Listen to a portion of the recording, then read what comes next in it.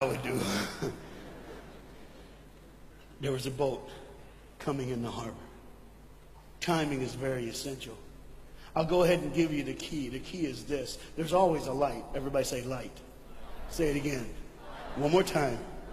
There's a light that the train conductor needs to see. If that light is green, he can go. If it's red, he must stop. You see, God has given us road signs in our life that we must read. Lines that tell us to go and lines that tell us to stop. Whether we read those and believe them or not is up to us. That's why some of you have fallen and you cannot get up. But tonight, that's why I'm here. The boat needed to come through, so he called, and the man said, okay, I got time. It's a long time before the train should come. So he pulls the lever, as you just saw, and the big, huge steel bridge, the gears started turning. They started cranking the steam. All of a sudden, gears are moving, and that big, huge bridge is just starting to go up. As it rises higher and higher, he has to watch and make sure everything's set, everything's good, everything's fine. As he looks out the window, he can see everything, but the dad, being a good dad, keeps one eye on his work, but the other eye on his baby. One eye on the world, but the other eye on his children. You think God doesn't know where you are? He keeps one eye on his world and one eye on his child. No matter what you've done or where you've been, it's one eye on the world, but the other eye's on you. He's watched you and he's kept you. Even though your train is coming down the track, he understands that. And even though sometimes, oh no, I want to get ahead of myself. See the red light? He didn't see it. So many times we don't see the red light. See, to just say the train was early. The boy can hear and see the steam. And he looks and says, Daddy, the train. Daddy, Daddy, the train's early. Daddy, you got a daddy. Hey, Daddy, Daddy, Daddy, Daddy, Daddy, the train. Daddy, the train's coming. But the dad was looking at the gears, making sure he had enough oil, making sure there was enough steam to get the bridge back down for the train. And the boy knew one thing. Now listen, the boy knew that his dad one time showed him where the trigger was. It was a red lever. If he pulls it, the train bridge would collapse down fast and the train would be able to come across. All the boy knew was there were people on that train. There were people that needed to be saved. There were people that had, some of them just with their friends having a good time, like everything's fine. They did not know that the bridge was up. They did not know what was coming. They're just living their life like you and me, just going down the road, just being our own thing, doing our own thing. And the dad all of a sudden hears the train coming. He looks and then he said, oh, my son. He looks out and his boy's gone. He's like, oh my God, where's my son? Where's my son? He got to figure out. He looks back just in time to see his son trying to save the day.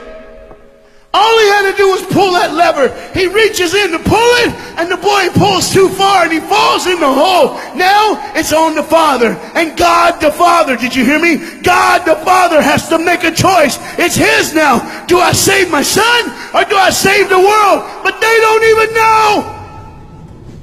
They don't even know.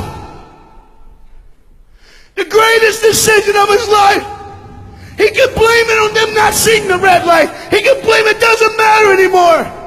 Pull the lever, save the world. Leave it up, save your son.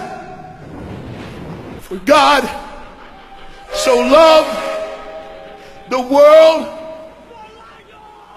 that he gave his only son.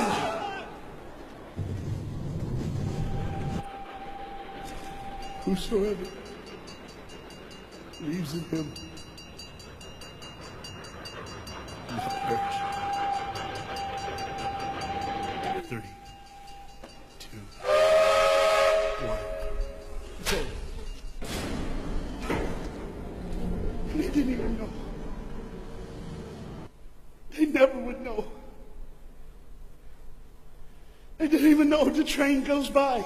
It's fine. Everything's cool. The bridge is down. Just like always. It's always going to be down. Are you hearing me tonight? He gave his only son.